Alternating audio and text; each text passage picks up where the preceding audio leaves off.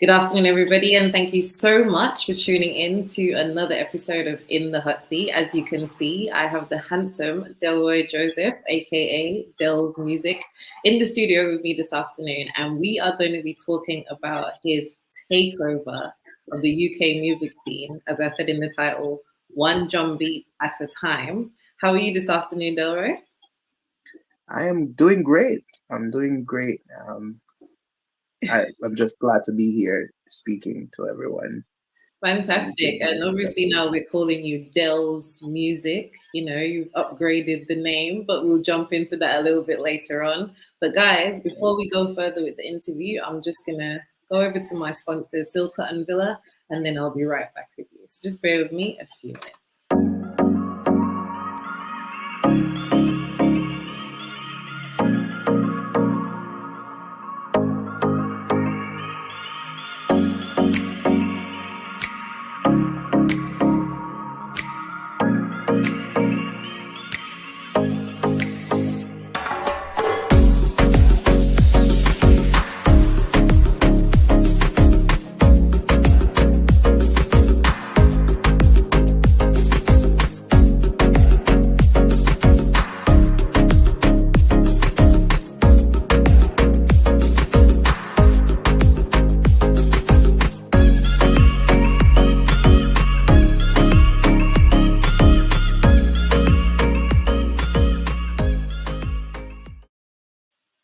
So, guys, thank you so much for tuning in. If you're just tuning in now, I am in the studio today in the hot seat with Delz Musique, aka Delroy Joseph. Again, Delroy, how are you feeling? And thank you so much for joining me. Thank you for having me. I'm feeling good. Excited for this interview for a long time. Fantastic. So, guys, if you have been a part of the 664 family from the beginning, you would know that this is not my first interview with Delroy, but it's definitely a major transition from the last one. So, for Delroy, for those who may not be familiar with you or know you from the island, can you just tell us what your Montserrat connection is, who you're related to, and things like that?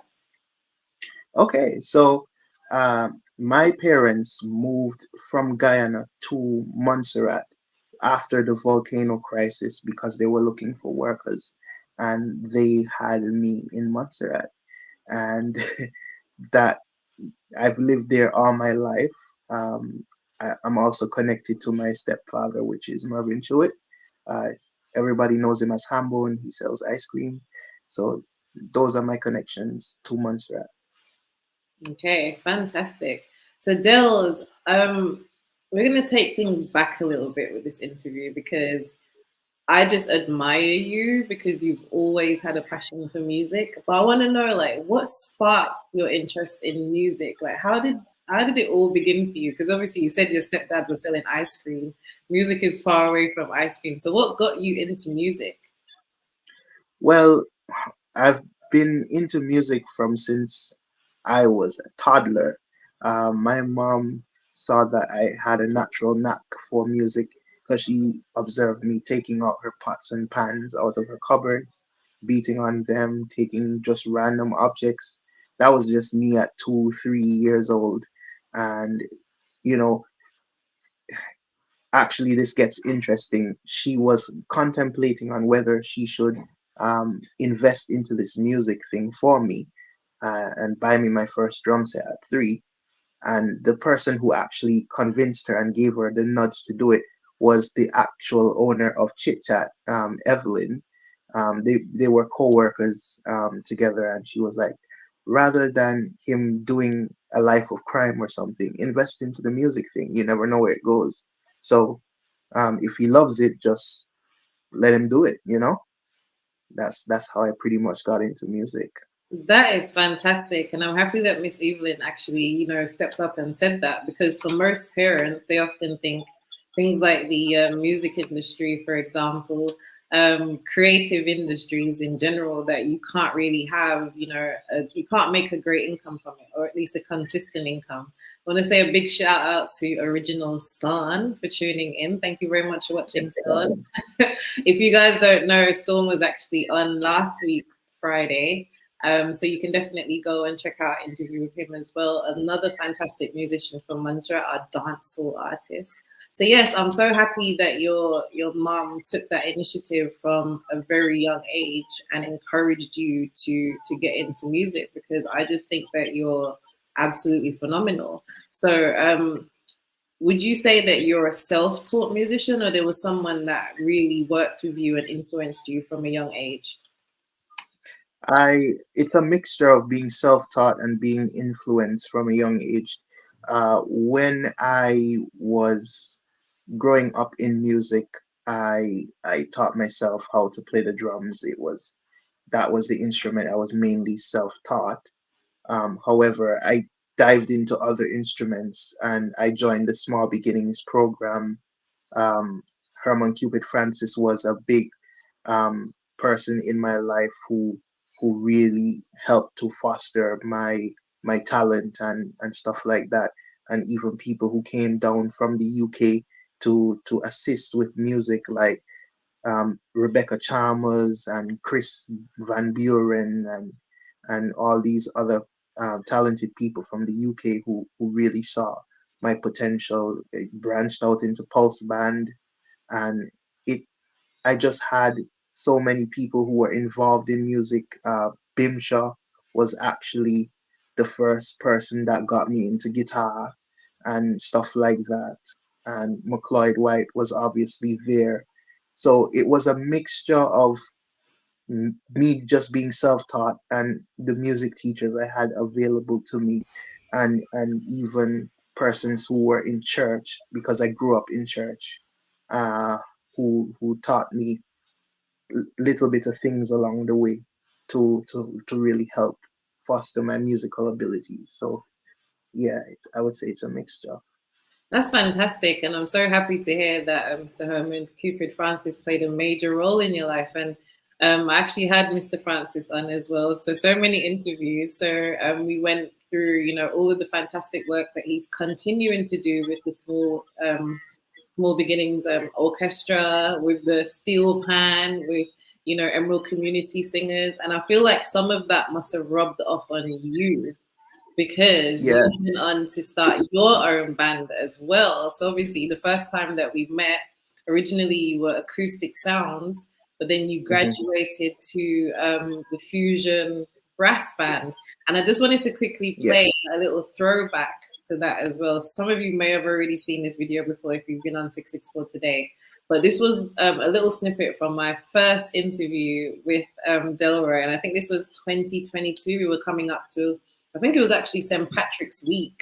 Yeah. And then I was interviewing them to find out about their first show. So I just want to show that, and then we'll jump back into the conversation. Happening. It's going to be a week of activities, and you guys have an event on the 15th, right? Right. So tell us about that. What can we expect on the 15th? Well, the 15th, we are having our first ever Fusion Band official showcase. Sounds extravagant. Right. And it's mostly, it's to basically show you what we have in store for you. So if you want pan, you can get pan. If you want reggae, you can get reggae. If you want a full-blown brass band, you can get it, because, we have the people. We have the people. Big up to Ronil and Joel. Joel Irish. Ronil plays the trumpet. Super, super crazy trumpeter. He hits those high notes really nicely. Joel, smooth with the saxophone. Yeah. So what is it all about, showcasing the array of talent that you have? Yeah. So guys, that was a little quick throwback there. So tell me a little bit about what inspired you, Delroy, to not just be a musician, but to also go on to teach music and essentially set up your own band. What inspired you to do that? Because obviously you could have just focused on yourself. Well, yes, that is true.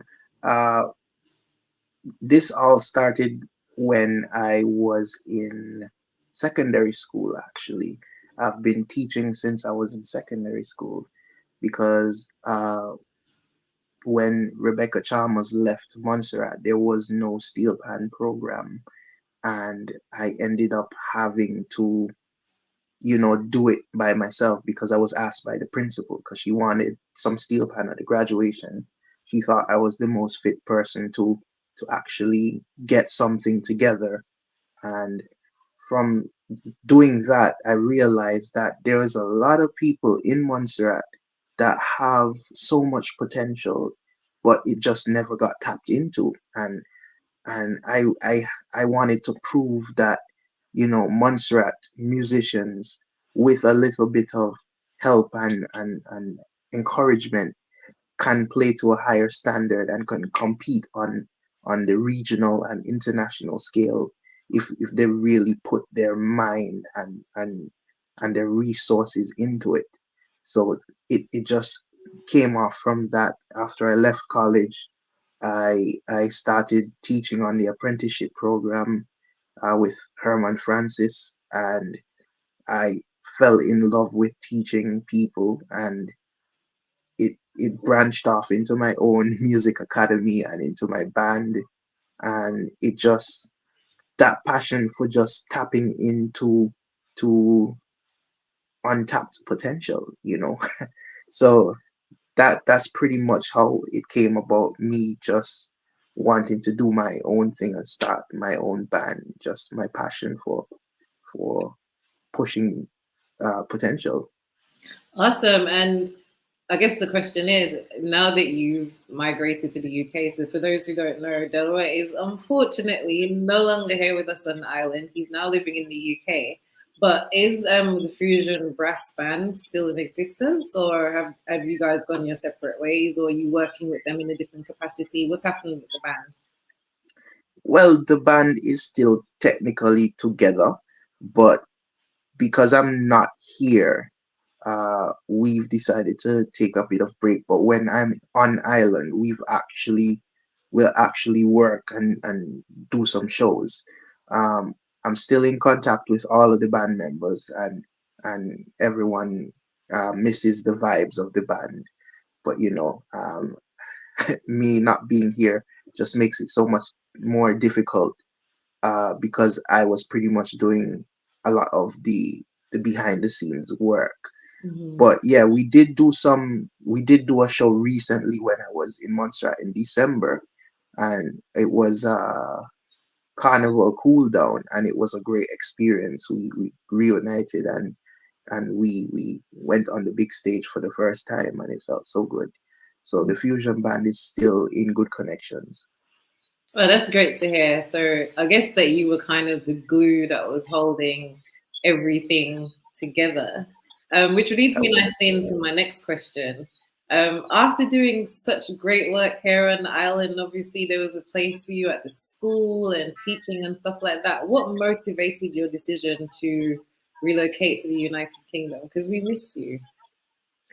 I am glad you asked that question and said it like that because um to be honest with you, it started out, it wasn't just one thing, it was just a whole host of things that piled on, and I just had the last straw. And it's all started when my apprenticeship ended in the schools, and I had to pursue a new line of work. The plan was to pursue a new line of work and build up enough funds to extend the Fusion Music Academy. I was planning to start a ukulele course, which would have been very lucrative, very successful on paper, and I was going to invest into ukuleles and stuff like that. And that led me to getting a job at Montserrat Shipping Services at Lorraine's. And I went into the interview, I got the job, I had credentials from college, so stuff like that, and secondary school. So on paper, it seemed like I was the perfect fit. So I started my job.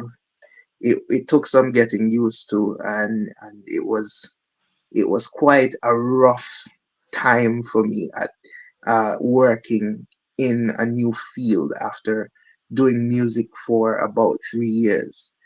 And then after my probation ended, uh, Lorraine decided that she was not gonna keep me on, Montserrat Shipping Services simply because she saw that obviously it's not that I wasn't is that I couldn't do the job. It was pretty much that it wasn't my passion. It wasn't, and you could see that I was slowly on the decline because after I've worked at Montserrat Shipping Services for the day, I leave at 4, sometimes 5 in the afternoon, head straight to the band house, go teach music, again, jump straight into rehearsals, sometimes even 2 rehearsals for the night, and then get home at least about 12, 1 o'clock, and then repeat the process, get into the office with bags under my eyes for 8 a.m. in the morning, and then repeat that process for 3 months straight.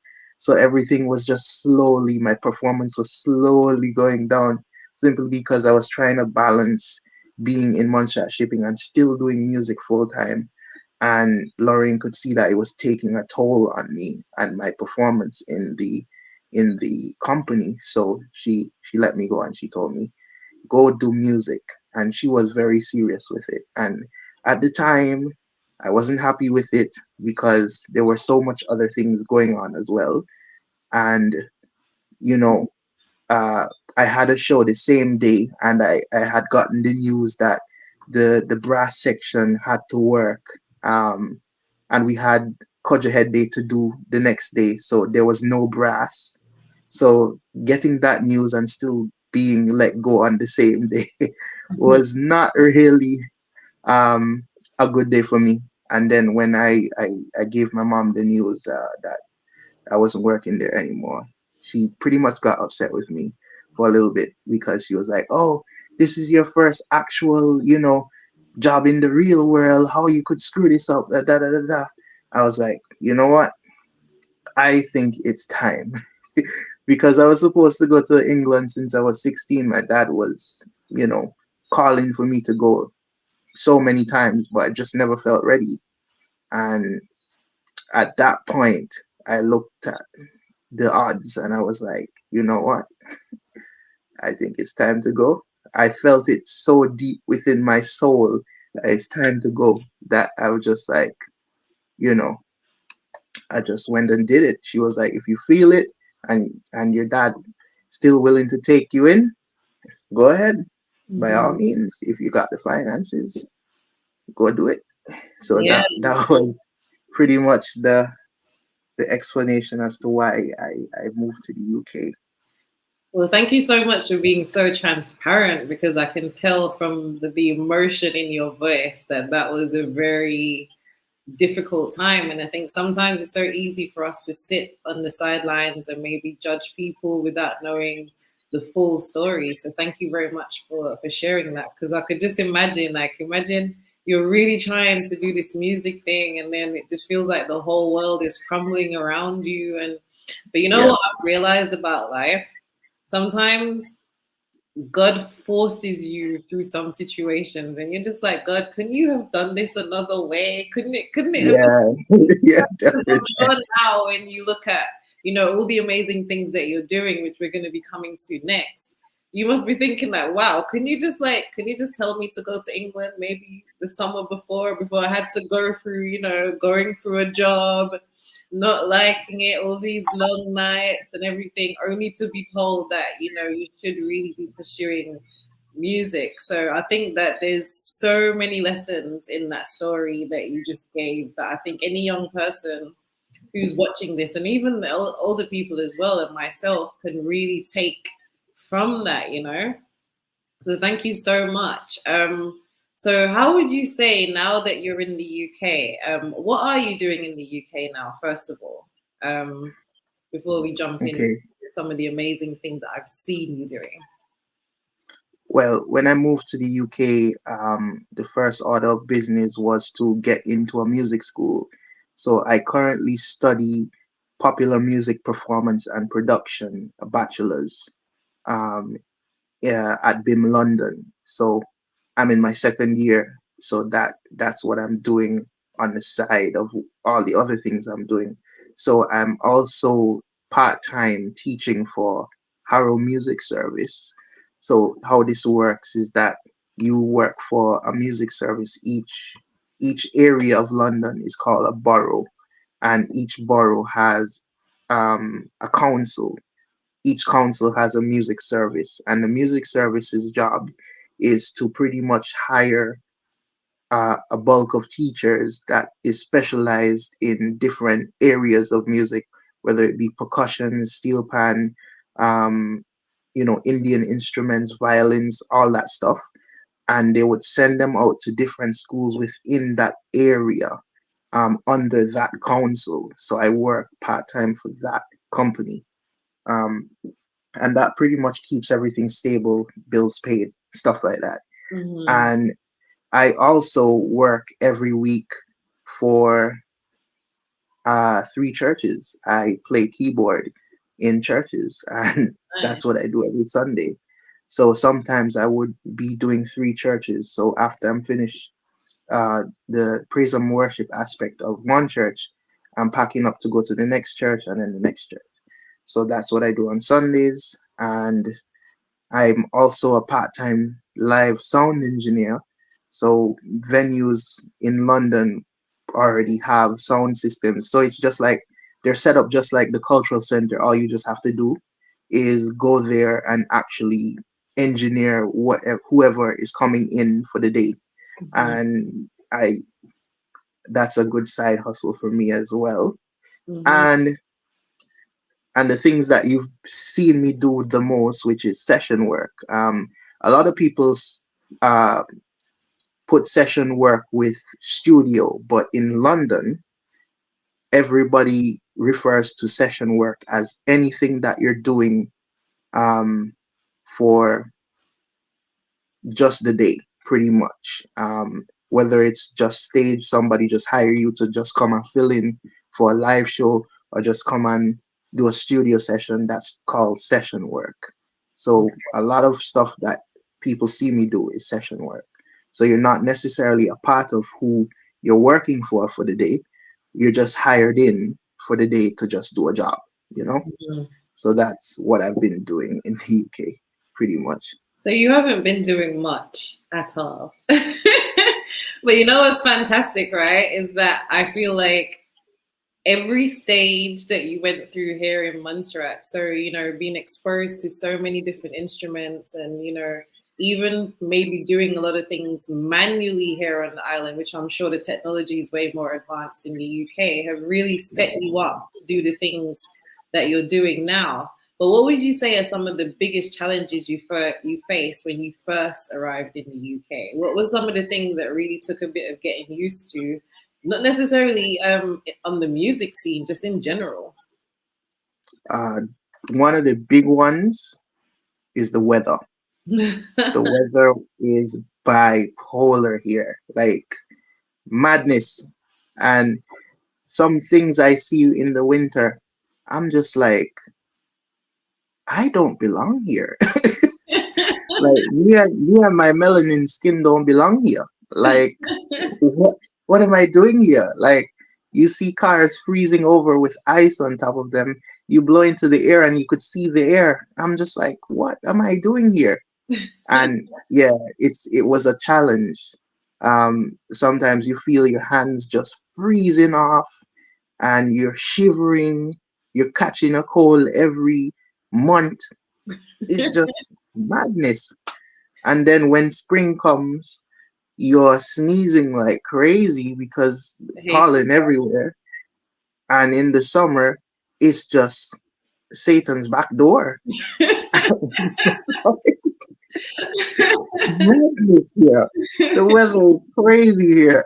The weather in the UK is definitely bipolar, but I'll tell you one good thing about the weather though. It is definitely a conversation starter, because if you ever enter a room and you don't have anything to say, you can always talk about the weather and everybody will be on the Yes, same page. of But course, of have course. you ever, outside of the weather, have you ever encountered any misconceptions or stereotypes about musicians from Montserrat or the Caribbean? Like, have you ever encountered that whole small island thing? So you're from a small island, so I'm going to put you in a box. Actually, Caribbean musicians and third world country musicians are highly regarded in the UK, to be honest. Nice. Um, it's a good stereotype to have when everybody hears that you're either a black musician or from a third world country. They're gonna obviously assume that the standard is high, because in the UK itself, everybody has this participation trophy mentality that, oh, you barely do something and you get praised for it. And we in third world countries don't see it that way. Everything has to be right. Everything has to be up to standard. So a stereotype they could probably have is that we only know how to play one certain type of music, but that couldn't be further from the truth. I think persons in third world countries, especially in the Caribbean, are probably more musically informed than than first world country musicians. So, you know, on a technical aspect, that is. So that that's probably a stereotype that everyone has, and Mm. also just in general, people are surprised when they can people are surprised when you speak really clear English. Um, so that's something I always get, even though they hear a bit of an accent. That typical, are you from Jamaica? But Mm.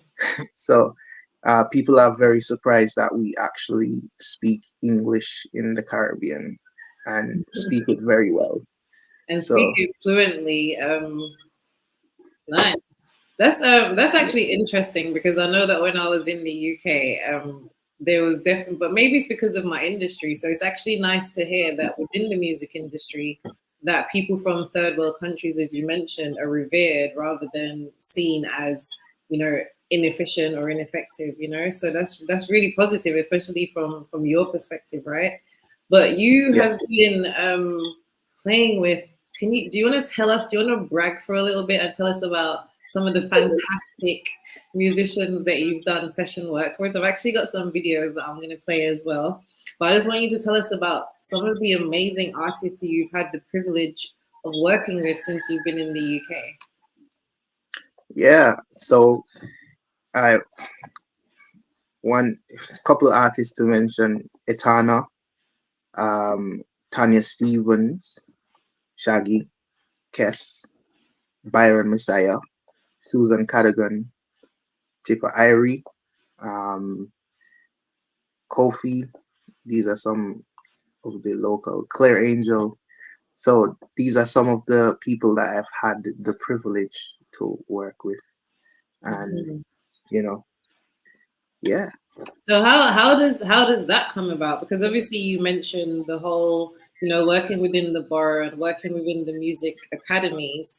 But how would, if someone's watching now, a fellow musician, maybe even someone from the Fusion brand who's considering moving to the UK, how do you get those opportunities? Is it that you work with an agency? Is it by networking? Like, how did you come upon those fantastic opportunities? And obviously, you haven't been in the UK for so long, so a little bit of it is luck as well. But I know that you're very hardworking. So, how did that come about for you? it's a mixture of networking and using the power of social media. Because the first job I did in the UK was Etana's UK tour.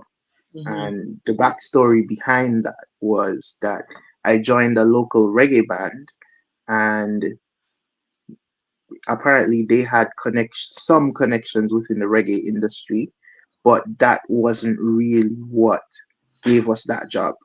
I actually was the one that got the Etana gig. Um, I Nice. re- I reached out to the manager because, as I told you before, I like to see potential in whoever I'm working with. Hmm. And the set of musicians who I worked with, I really felt it in my gut that these are very like Talented. potential talented musicians, and I was blown away by at the level they were operating, and I was like, this is my tribe. and I found my people, and I'm just like, if we really go for it and really show people what we can do, we'll get something. And I told them that, look, we're really good, and I think we should get into the business of being a backing band and back artists that come into the UK from Jamaica, because obviously they're at a disadvantage when they have to pay for 8 different flights. So, let's offer them a service and see if they take it. If they like what they hear, they'll hire us. They don't, we'll move on and just leave it at that, or maybe move on to another artist. So I took it upon myself to actually contact the management for Etana, because I heard she was coming to London.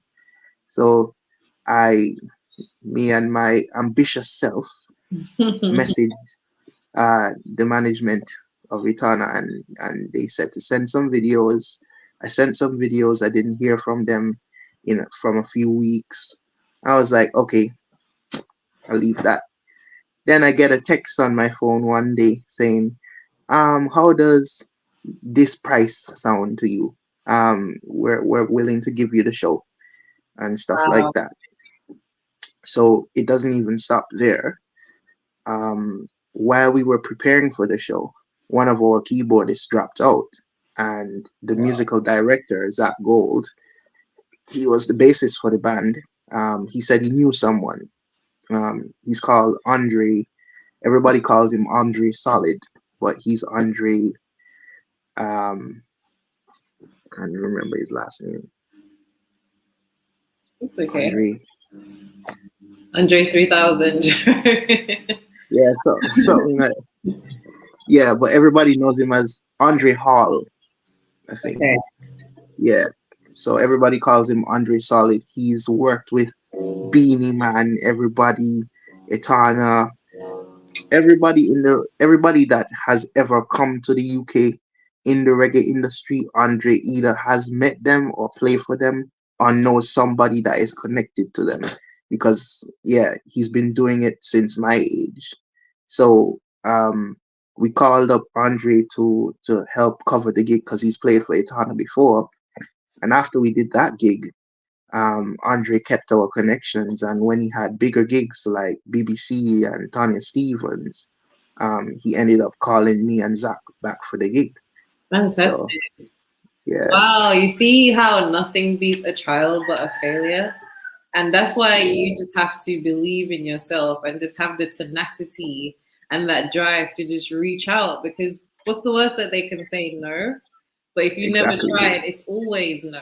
You know what I mean? So just to I don't think I have the Etana gig here on file, but I just wanted to show you, we'll show the audience you performing with a little bit of you performing with Shaggy and Kes on BBC One Extra. And guys, BBC One Extra is not a joke. That's a very, very big deal. So your CV is developing fantastically. So bang, bang, bang, bang, bang, bang, bang, bang, bang, bang, bang. Whoa, whoa, come again. Oh, no. Say the Shaggy come again. Yeah. Chittabang, chittabang, chittabang, chittabang, chittabang, chittabang, chittabang. What you say? Yo, Shaggy, hear me? I know this little girl, her name is Maxine. Her beauty's like a bunch of roses. If I ever tell you about Maxine, you are gonna say I don't know what I know, but murder she wrote, murder she wrote, murder she wrote, murder she wrote, murder she wrote. Yo, a pretty face and bad character. The kind of thing you can't watch. You get me? A pretty face and bad character.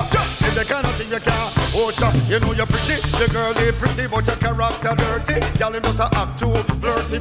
You want with it and Tom and Harry. And when you come and mistake, you talk about your sorry.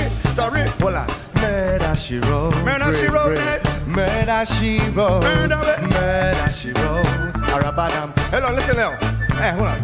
Ting-a-ling-a-ling, school bell a ring. Knife and fork a fight for dumpling. Booyaka, booyaka, all for shabba ranking, shabba ranks. We are for me.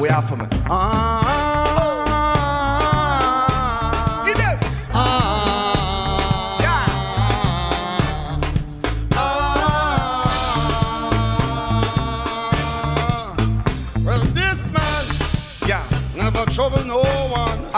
And if If you trouble this man, it will bring a bam bam. What a bam bam, bam bam bilam bam bam. Hey, if you're talking about bam bam, you gotta talk about Trinidad. You know what I mean? Listen, hold on. Audrey, where you get that sugar? Darling, there is nothing sweeter. Nothing sweeter, Lord. You make me scream. You make me boil. Oh yes. You make me feel. Oh yes. Like 10 foot tall. Say sugar boom boom. Sugar boom boom. Sugar boom boom. Pick up to the Lord kitchen, you don't know. Where is it? Simmer. Who got the keys to my bimmer? Who am I? The girl named Sugar. How can I make love to love in a rush? Ask me the keys to my truck, yo. Who am I? The girls and what? And I we make love to precious stuff. Yeah, one more. What we say, yo. We don't really care what people say. I don't really watch what them want do. Still I got to stick to my girls like glue. And I'm not play number 2.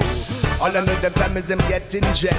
Need a lot of trees up in my head. I got a lot of dancers in my bed to run that relay. Hey, bang, Mr. Lover, run the microphone stand, yes. So yes, guys, I see that some of you are loving it. Big up to Olet for always tuning in. Our regular here on 664 Connect. Good afternoon. But yeah, so again, an opportunity like that.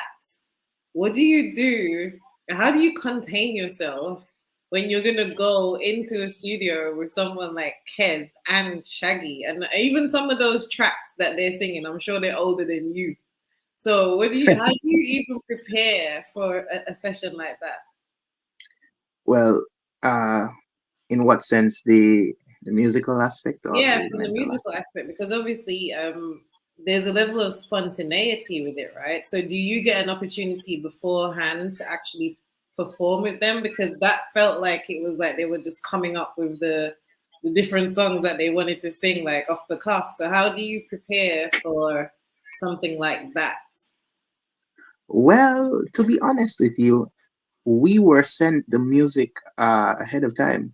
So what Andre's done, he would have done a mock session of the actual thing. So he would map out all the arrangements on the computer and send it to us and send us all the stops and the drops, because essentially we're not just playing it live, we're playing it to click. And so we're using backing tracks as well. So we're gonna have to go home, go over it, make sure that we have all the drops and the stops before we even hit the rehearsal room. And we got into the rehearsal room, and to our surprise, and not so much to Andre's surprise because he's been in this industry before, um, nobody knows where Kes was, and nobody could find Shaggy. So so we didn't have any rehearsals with them until the actual day of. And we did have rehearsals with Byron. However, he came to the session and made a whole music video out of it. But yeah, definitely we went into the studio, which was actually a challenging day, to be honest, because I had to bring my own drums and I couldn't get an Uber to the studio. So I had to call a cab, which was way more expensive than an Uber. So I was like, I'm not passing up this opportunity. I have to get to the studio. And as soon as I was taking my drums out of the cab, guess who I see in the front door? Kes. Nice. I gave him a nod and he gave me a nod back. But I don't think he knew that you're gonna be I was the drummer for the day. So yeah. So that was pretty much how I prepared for it. We got sent all the arrangements in advance. Andre has done them up on the computer. I practiced them on the kit at home. I have an electric kit, so I don't disturb the neighbors.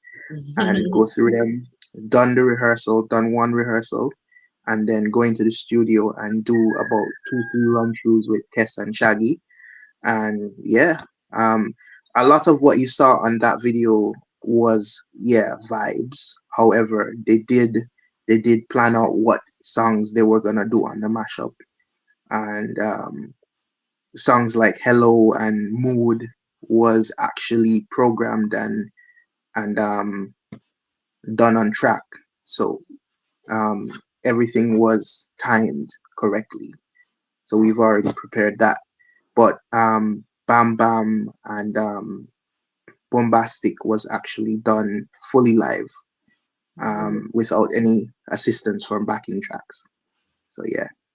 That's fantastic. I mean, you're talking about it. Yeah, I just practiced on my electrical kit, and yeah, we just went in. But what I saw there just now, I still can't imagine how you can do it, because it just felt like it was so natural how they were just moving from one track to the next. But I guess that's where being a great artist comes in, right? And then Yeah. even I've got Janelle Thomas here bigging you up. She said that when she was working with you, like she would stay behind even after the session to just watch you play the drums. So Janelle's giving you your flowers. So it's fantastic. Yes.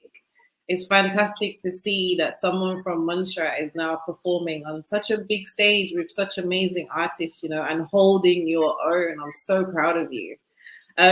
But I have one question though. If you can Tell perform me. with any artist of your choosing, who would it be and why? Oh, I got a couple, you know. I got a You can say couple. I'll give you about two or three. Okay, okay. If Arrow was still alive, I definitely want to tour with Arrow. And if Michael Jackson, that was definitely on the list. But unfortunately, they're no longer with us. Hmm. I would have loved to play with Kes full time as his full time drummer, but Kes already has two full time drummers. So um, I guess we'll just have to see what Wait until God one has of in them store. leaves. Even though they're full time, there's still a possibility that they might find other opportunities, or. So there's still a possibility. And also, you just don't know what's going to happen, because I'm sure that you couldn't have envisioned on that day when Lorraine said to you, "I'm not renewing your probation," that you would be playing with Kes and Shaggy maybe just months later. So you just really don't know Man. what the future holds. So I'll say still dream big and still be an opportunist. Um, so in terms of collaborations, right, and all of this new work that you're doing, how has this impacted your style as a drummer or even improved it? Well, when I moved to the UK, a lot of my playing was influenced from playing in church. So a lot of what I've done was playing with the Adventist Church and playing with the Wesleyan Church. Big up the crew down by Wesleyan Holiness Church. They really allowed me to experiment and find my style. Pastor Keller, Nicola Job, and all of them. Yeah. So when I came, a lot of my reggae style was influenced by what I've done in church and even some of what I've done with inner vibes and volcanic vibes and stuff like that. And when I've met some of these musicians and collaborated with them, I slowly found out that a lot of what I was doing was very inauthentic, and I needed to pretty much uh, do my research and pretty much study reggae music and study other styles of music as well to see what exactly I could improve upon. And with time, I did end up, fixing a few certain things and with these collaborations, it just made it so much easier because you're playing with much more high level musicians who are gonna push you to get on their frequency. So Hmm. it's definitely changed my playing in that regard. That's fantastic. And that's one of the things I've always say to people. Like, if you're going to be in a race, you want to be in a race with Usain Bolt. There's no point being in a race with people that you know that you can beat. Because even if you can't beat Usain Bolt, it's going to force you to level up. So I'm happy Mm, that you're still willing to learn and that you haven't become arrogant, because obviously you're a music teacher, you teach music. So in your of mind, course. you must have, you know how to play music, but there's always room to learn and to improve. So you spoke a little bit there about how, playing in church and things like that in Montserrat has influenced your music. But how would you say that Montserrat has influenced your work ethic when it comes to music? Well, I would say Montserrat has influenced it uh, mainly because Montserrat has this mentality of everything we do has to be proper, and we have to always do things with to a high standard. Anytime you're in the international arena and you see Montserrat is always associated with high level, high standard. Um, at least with using the resources that are available to us. And I took that work ethic and I went to the UK, and that is what pretty much got me where I am. And I kept the I kept the work ethic of being always doing what I do to a high level and a high standard, because I know that it's very competitive out here and you have to bring all the guns. Yeah, Can't leave because Eccles at home. in the UK, it's very much you're as good as your last performance. So you can't Of sit course. down, because that's the thing. Like sometimes in Montserrat, it's so easy to be a big fish in a small pond. But when you go to the Mhm. UK, you are a small fish in a huge pond. And if you can't do it, there's someone right there waiting to do it. But Of course. how do you think the music industry in Montserrat has evolved since you left? And do you see yourself returning to contribute to the music scene here in the future? Can I be brutally honest? Yes, absolutely. After I've left Montserrat, I wouldn't say the music industry has evolved. The music industry went on a decline after I left, I would say, because as you made the point earlier, I was pretty much the glue holding everything together. So I was playing in Volcanic Vibes, I was playing in Fusion Band, I was playing in Volpanics, and those three bands were pretty much the three groups keeping everyone entertained musically and was keeping live music alive. Obviously those groups are still going, but it's not at the standard as it once was anymore, simply because there's no push, and it's been on the decline. So it's not to say that Montserrat doesn't have good musicians. Obviously, Montserrat has fantastic musicians, but the level at which we operated before I left was much higher. And after I left, it was kind of just that last, you know, ray of hope for live music on the island to be, you know, regenerated. But Yeah, and that's one of the um, things that I really appreciated about when you were here. It was like the last few years has really been a difficult transition for everybody. Obviously, we had COVID that came in and disrupted things as mhm, well. But I really felt like when you were here that there was an element of having live music on the island, and I felt like the music scene was being developed. So I think so it's not so much that we don't have musicians, maybe we need more leaders on the island, right. people who are willing to take that lead and to push something, even if it's not a thriving industry at the moment, someone who's willing Mhm, to take that step and that leap like yourself, and even that financial investment that it takes to have a band as well. So I have to commend you, because I know that it couldn't have been easy for you. And now I feel like definitely. with you gone, as more or less the younger generation, a lot of that pressure has now been placed back on Mr. Herman Cupid Francis's shoulders. And obviously, there's only so much that you can do as an individual. So the second part of my question was actually, do you see yourself returning to contribute in any way? Or even if you can't physically return, is there an opportunity for you to maybe host online classes or do something that can still positively contribute to the music scene here on the island? Well, actually, I plan to actually come back um, during the peak seasons to actually assist with the music on island. You would have seen me in Montserrat in December with the Mac band and Volcanic Vibes, and with the Fusion band and with Volcanics, and I would say that has greatly contributed to the quality of music coming out of Montserrat for that season. Um, Also, I have to commend Mac for doing that. So I will be helping out in that regard.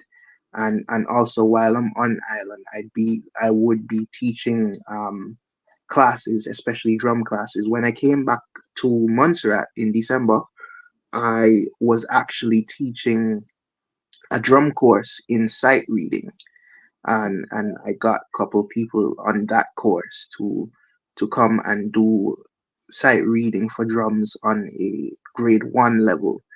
And when I come back, I will be doing more of that for people who are interested in doing drums for sight reading. And yes, it's gonna be a very intuitive, um, interactive course for anyone who is interested.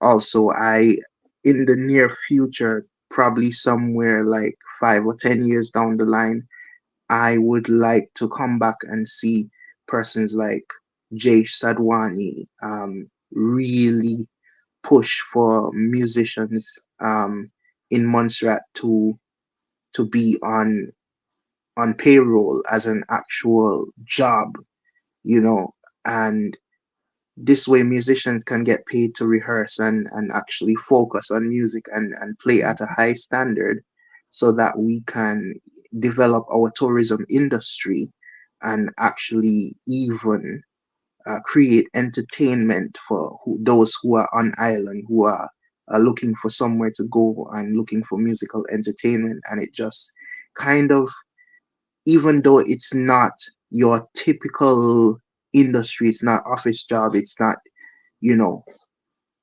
directly contributing to, the island's, academic, whatever. I would say entertainment It's is. still valuable because when you look across the region, for example, sorry to cut you there, you have like Mhm, most of our neighboring islands rely heavily on tourism. For example, Antigua, I think 90% of their workforce works within the tourism industry. So the tourism mhm. industry is something here that we truly need to develop. And obviously, music and culture is a fundamental part of that. So I think if we do start taking our musicians and stuff more seriously, rather than it being a seasonal thing. So we only think about music, just the first week in December when we're trying to get Calypsonians to be a part of the Mhm. Calypso show. It should be something that is encouraged and developed all year round, starting within the schools. And I know that Mr. Francis is doing that, so obviously we won't take away from him. But my major concern with him is like, how do we maintain it? Because all of these people are getting older as well. So just before you Right. go, what advice would you give to an aspiring musician who's dreaming of pursuing a career in music, especially a musician who's considering doing that here in Montserrat? Obviously, with all the hurdles that you just mentioned, what words of encouragement and advice can you give to that young person to know that it's still possible for you to have a music career, even if you're starting locally? I would say to make sure that you keep up to date with what's going on outside of Montserrat, whether it's following a bunch of drummers who are doing it outside on Instagram, see what the level they're playing at.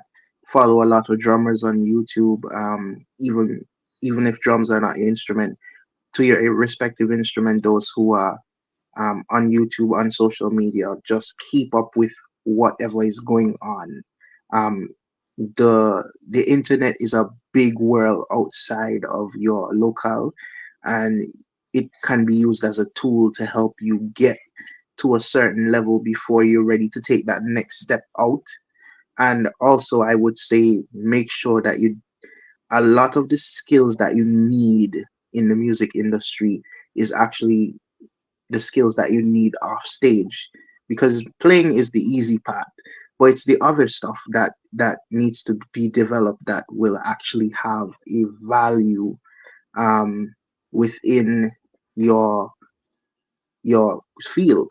So like soft skills, like learning how to talk to people, learning how to send a good proposal for an opportunity, making sure that you are on time, making sure that you have a certain branding to your look. Make sure you develop that, and also network like crazy. You never know who you're gonna run into, what you're gonna bump into, like where you're gonna find yourself. So network, network, network. Another tip is to um, get your social media fixed up, because when you come to the UK or in America, they're gonna ask for your socials, and more time. If you give somebody your socials within your industry and there is nothing to show about what you do, you're not going to be taken seriously. So get your socials uh, up to date and up to standard. See what other people are doing. Make sure that your bio is reflects what you do. Make sure your profile picture kind of reflects what you do. Make sure you have your stuff pinned at the top, that so that it reflects what you do. So your social media is very important. People take it for granted, but and I know Vernier has told me this many times before I moved to the UK, but trust me, it is not a joke. Because it's like Your social, it's your yes, it's like your business card. Like if you it's give your business card, it's your somebody CV, a it's your phone, everything. yeah, like you can see everything on there, you know, and it's like why waste the opportunity? And then also your reach is expanded so much, so you don't even know who's watching you. Someone might be That is watching you true. from a distance as well and thinking, I like the sound of this guy. Let me just like watch how he's developing over time. And then each time when you're adding more and more artists to your CV, then they might say, yeah, now he's ready, you know? So I think that you just gave us some fantastic advice there. I'm actually going to take that snippet and actually post that as motivation, because you dropped so many gems this evening, Doe, and I'm so proud of you. And I hope that you continue in this vein and you continue to do what you're doing and continue to excel. We've got Philip E. Walter saying, this young man has always has that passion for drumming. I watch him growing in the Seventh-day Adventist Church. Strikes, bro, 100%. So thank you very much, Flip Walters, there for those encouraging words. I'm sure that Delroy appreciates it. But before we go, because time is coming close to an end, I just wanted to show you another example of Delroy performing with the UK reggae group Aswad.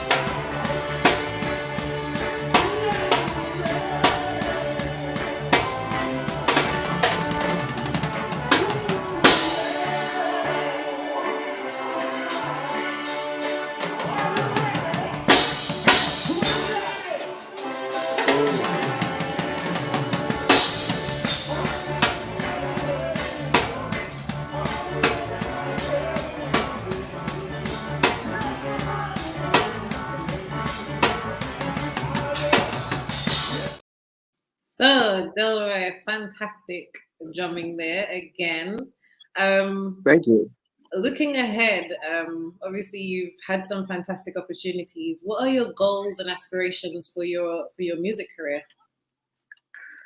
For me personally, I would love to go on tour with some of the mainstream R&B pop artists who are out here doing arenas, stadiums. I really want to work full time as a musician for an artist, just being on their payroll and just I like the idea of just being a drummer and just being a support. um, I'm not really looking for a spotlight. I just want to do what I love, which is play the drums and make people move and dance, you know. So that's my goal. I also would love to um eventually purchase a house where I can build a state of the art studio in my backyard so that I can, record remotely for people professionally and even have people come into my studio just to put down tracks or to get them mixed and stuff like that. Because as I told you before, I'm a producer and a mix engineer. So that's kind of the goal for right now. Fantastic. So how can people keep up with Delz Music? So you mentioned social media, and I'm so happy that I planted that seed in your head. And then you also mentioned your look, and we can clearly see that Delz has a look going on with the hats and the I glasses. do. It's pretty cool. So, how can people stay up to date with everything Delz Music going forward? Right. So most of my content is on Instagram. So you have Delz underscore music, just as you see it here on the under my webcam there. So Delz underscore music 332. That's on Instagram. And then you can search me up on Facebook, Delroy Joseph Jr. That's on Facebook. And you have Delz Music on TikTok. So TikTok is getting pretty big, so I figured I started posting on there as well. So um, Absolutely. you can follow me on those three platforms but Instagram is where I do most of my activity, and you can keep up with what I'm doing the most on Instagram. Facebook, I just post the occasional big moment, but if you want to keep up with really what I'm doing, Instagram, and you could see my stories. I post stories almost every day. Um, Now is probably a good time to say for those in the UK, um, I am actually going on tour this week. I've actually organized my own tour with Fantastic.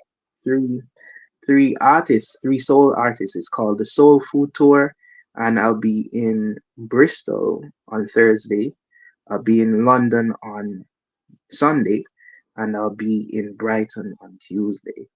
So Fantastic. And do you have a flyer for that or something that we can help you to push in any way that we can? I do have a flyer for that. I've posted it on my Instagram Mhm. and it's on my WhatsApp stories. I believe I've posted it on Facebook as well. Okay, so So if you share that with me, I'll definitely share it on 664 so that if we have anybody who's tuned in or any Monstrattians who would like to come out and support you, that they'll definitely do so because my audience is primarily the diaspora. So Delroy, I am so proud of you. And I hope thank that you you. don't get too big that you forget about 664 and don't want to pass through ever again. I could never. So I wish you the absolute best. I just hope that you continue to believe in yourself and you continue to push yourself. I'm happy that you've never gained that, mediocre mentality where you felt like because you're from a small island that these opportunities are not available to you because you can do absolutely anything that you put your mind to. So big up yourself. I don't know if the audience has any questions that they want to ask you. So if you do, please drop them now because this interview is coming to a close. And in the meantime, while you guys think of anything that you may want to say to Delroy, I just want to tell you a little bit about my next guest. So up next on Wednesday, the 17th of April at 5 p.m., I have Miss Vanessa Farrell, and she'll be in the hot seat telling us about her new book, Delayed, Not Denied. And then next Sunday, right here at 5 p.m., we have Mr. Baby, who's going to be telling us about his journey from Montserrat to the Lion King stage. So if you've been enjoying these interviews so far of us highlighting all these fantastic people who are now in the diaspora, I hope that you tune in on Wednesday for my chat with Miss Farrell, and obviously tune in next Sunday here at 5 p.m. for my conversation with Stedroy KV, because Stedroy, like Delroy, is doing fantastic things in the UK, and I'm so proud of him. We got Maureen KV saying, humble young man. And Delroy, again, thank you so much. I don't know if you want to say anything, any last words before we go, but thank you so much for sitting down with me. It's been a fantastic conversation. Yes, I would just like to say thank you to everyone who supported me through my journey. And I would like to, I've never got the opportunity to big up these people, but I'm taking that opportunity now before I forget. I would love to pick up some very special Montserratians who has been very instrumental in helping me to reach my goals in the UK, and that mainly being Den and Kenil. Those are both Montserratians. They're musicians living in the UK, and they've definitely helped me gotten into the church industry. And Kenil is a fellow drummer, and he, if I ever needed cymbals or a drum piece or something, um, because I didn't have it at the time, um, massive big up to him, because yeah, a lot of a lot of the gear that I used to use for a lot of my sessions, Kenil definitely helped me out, and I definitely could feel the support from the Montserratians in the diaspora who are really trying to push their own. And yeah, I just wanted to big up all the Montserratians in the diaspora and in Montserrat. And yeah, I I am just at a loss for words at the things that I was able to accomplish um, here in the UK. And I'm seeing a comment here, Nubia saying she saw me playing Brick Lane, and that was definitely a surprise. I felt so warm and wholesome. The support from the diaspora is amazing. I love the Montserratians in the diaspora there. Oh my gosh. Yeah, so that's what I have to say. Fantastic, and that's really nice to hear that the Montserratians in the diaspora are supporting you as well. We have to support our own, because if we're not patriotic, like when you see a Jamaican and they're doing anything anywhere in the world, this is why every time you speak, you sound like you're from the Caribbean. People ask you if you're Jamaican, because Jamaicans are so patriotic, and I believe that we rise by lifting each other up. It takes nothing from me to give you support. And that's always been what my mantra is about. So thank you very much to Majura for acknowledging that. I'm so happy to use my platform to expose other people and to shine a spotlight on all of the talent that we have, because who knows, I may need to go back to the UK and I might have to hit up Delroy and say, boy, can you help a sister out? So we never know who is going to be that person to assist us. So it takes nothing away from us if we have a platform to use it to expose each other. And I'm happy that I can do this here with 664. And I'm so happy to all of my regulars who have tuned in every single week. Thank you very much for tuning in again this Sunday. These shows are nothing without you guys. So I'm so happy that Delroy reached out. Delroy is someone that I've always admired since the moment that I arrived here in Montserrat, because it takes a certain type of person to be able to step out there and take risks for what they believe in. And this morning, it really touched me because someone reached out to me this morning to say that they're so happy with me and, you know, the extraordinary work that I'm doing. And I said to them, when you do something that you love, it doesn't feel like work. All you Of have to course. do is figure out a way to monetize it. And I absolutely love the media and I love what I do. And I love coming on here and speaking to people and taking away their wisdom. And I feel like, Delroy, your story is extraordinary. And I hope that you can find a way to give back to the island. And as much as I'm sorry that you left, I'm also happy that you left, you know? So Awesome. thank you so much for sitting down with me. And I hope that you have a fantastic Sunday night and a fantastic and productive week ahead. And I wish you the best with your tour. So definitely send me the information so that I can Will do. post it up for you. But once again, guys, like I said, up next on 664, we have the fantastic Vanessa Farrell in with me on Wednesday at 5 p.m. right here on 664 Connect. Definitely be sure to subscribe to our YouTube channel, 664 Connect Media as well. Also available on Instagram at 664 Connect Media. And then on Sunday, we're going to be sitting down with Stedroy KB, who is going to be telling us all about his fantastic acting journey so far. So thank you so much for tuning in, guys. And I will see you again on Wednesday. Take care. Bye.